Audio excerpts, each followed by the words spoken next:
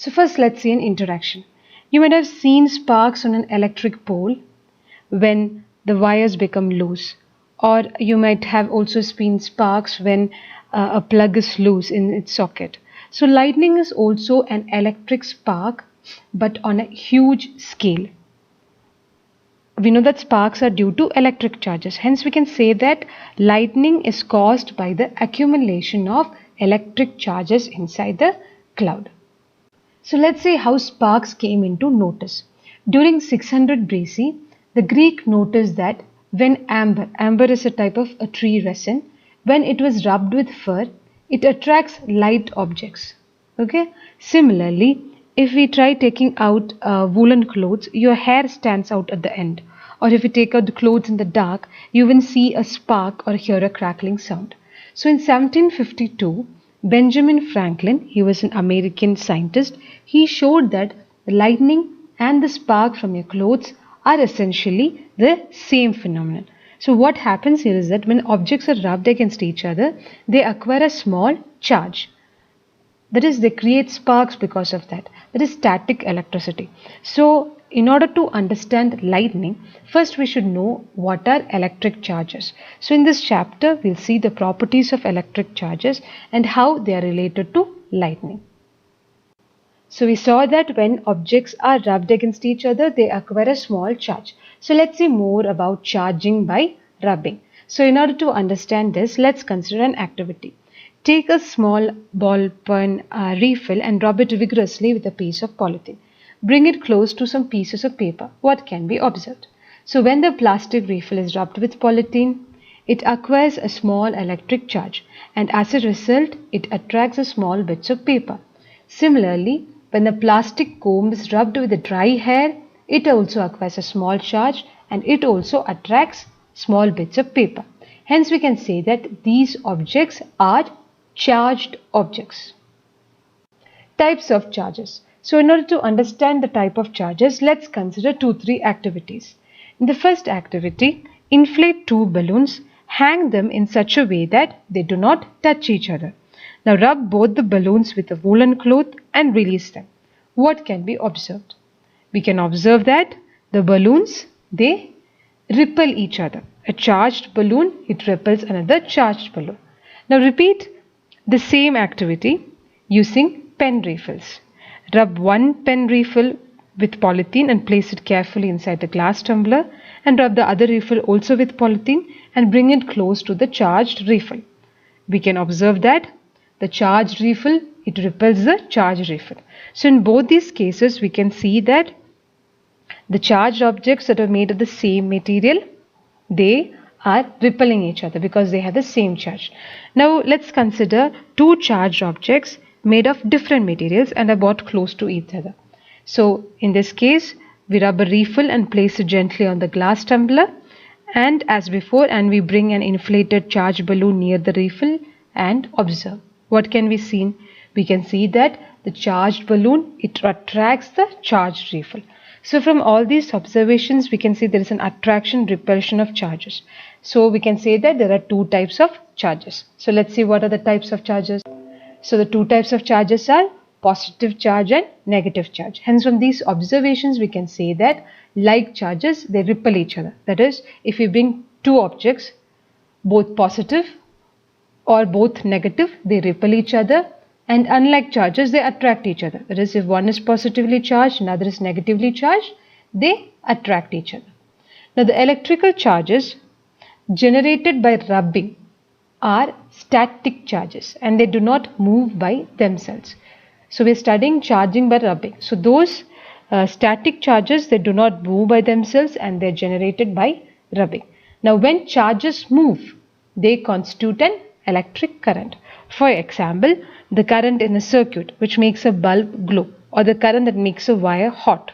It is nothing but the motion of electric charges. So we saw the types of charges, positive charge and negative charge, and their interaction. How do they interact? Like charges, they repel each other, and unlike charges, they attract each other. Now let's study about the transfer of charge. So in order to understand this, let's consider an activity. Take an empty jam bottle and take a piece of cardboard slightly bigger in size than the mouth of the bottle. Now pierce a hole in it such that a metal clip can be inserted. Now open the paper clip as shown in the figure and cut 2 strips of aluminium foils and hang them on the paper clip.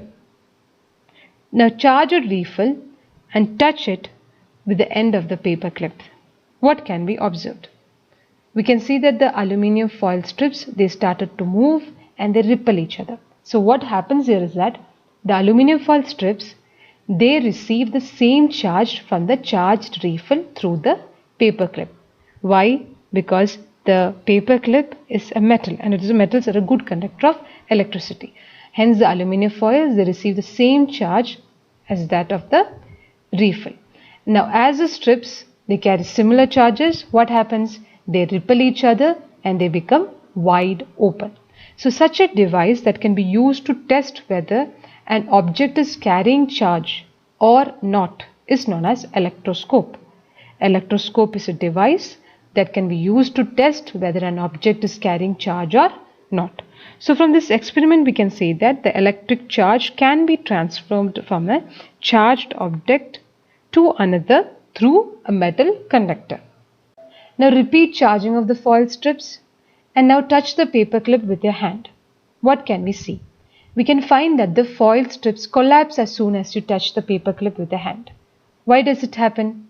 It happens because the foil strips, it lose charge to the earth through your body.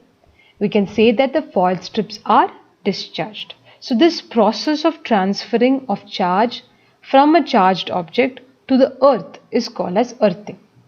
What happened here is that the charge inside the foil strips, it was transferred to the earth through our body.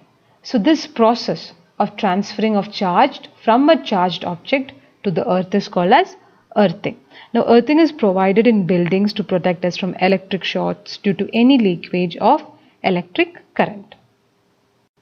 So we studied about electric charges, charging by rubbing, the types of charges and their interaction. Now let's see how these electric charges are related to lightning. So the next topic of this chapter is story of lightning. Now when there is a thunderstorm, the air currents, it moves upwards while the water, it moves downwards. Now these vigorous movements, it causes a separation of charges. That is, the positive charge, it collects near the upper edges of the cloud, that it is moved to the top of the cloud.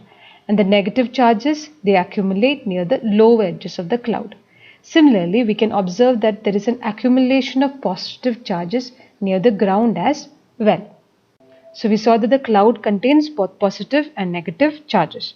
Now when the magnitude of this accumulated charges become very large, the air, which is normally a poor conductor of electricity, it starts conducting. So what happens? The negative and the positive charge, it meets, producing streaks of bright light and sound. We saw that there is a positive charge on the top of the cloud, the negative charge, and in the ground also there is an accumulation of positive charge. So the negative and the positive charges meet, it produces streaks of bright light and sound. Now these streaks can be seen as lightning, and the process is called as electric discharge.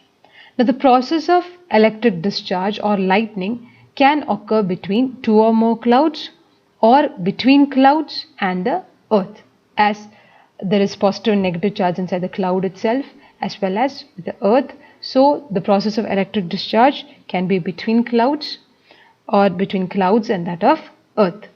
Now we understand the basic phenomenon of lightning. However, lightning strike could destroy life as well as property. It is therefore necessary to take measures to protect ourselves during lightning. So the next topic of this chapter is lightning safety. Now during lightning and thunderstorm, no open place is safe. A house or a building is a safe place. So hearing a thunder, it is an alert to rush to a safer place. Now if you're traveling by a car or a bus, you're safe inside with the windows and doors of the vehicle shut. Now let's see some of the do's and don'ts during thunderstorm. Now if you're outside, let's consider the do's and don'ts during thunderstorm. Now open vehicles like motorbikes, tractors, construction, machinery, open cars are not safe. Open fields, tall trees, shelters in parks, elevated places, they also do not protect us from lightning. Carrying umbrella is not safe because umbrella have metal wires, thus it could be harmful during thunderstorm. If we are in a forest, take shelter under shorter trees. And if no shelter is available, you are in an open field, stay far away from all the trees. Stay away from the poles and other metal objects. Do not lie on the ground. Instead, squat low down. What is squatting? It means that you place your hands on your knees with your head between the hands. So this position will make you the smallest target to struck. Now if you are inside, lightning can strike telephone cords, electrical wires and metal pipes. So during a thunderstorm, contact with these should be avoided. It is safer to use mobile phones and cordless phone. Now bathing should be avoided during thunderstorms to avoid contact with running water. Electrical appliances like computers, TVs, they all should be unplugged. And electrical lights can remain on, they do not cause any harm. So these are some of the do's and don'ts during thunderstorm. Now let's see what are lightning conductors. Lightning conductor is a device which is used to protect building from the effect of lightning. It consists of a metallic rod which is taller than the building and it is installed in the walls of the building during its construction. One end of the rod is kept in the air and the other end is buried inside the ground. So this rod, it provides the easy route from the transfer of electric charge to the ground. Now the metal columns which is used during construction, the electrical wires and the water pipes in the buildings also protect us to some extent, but do not touch any of these during thunderstorm. Hence we can say that the lightning rod, even if the lightning strikes, it will hit on the top of the lightning rod and the conductor, it discharges the lightning as it transfers the electric charges to the ground, thereby causing no harm.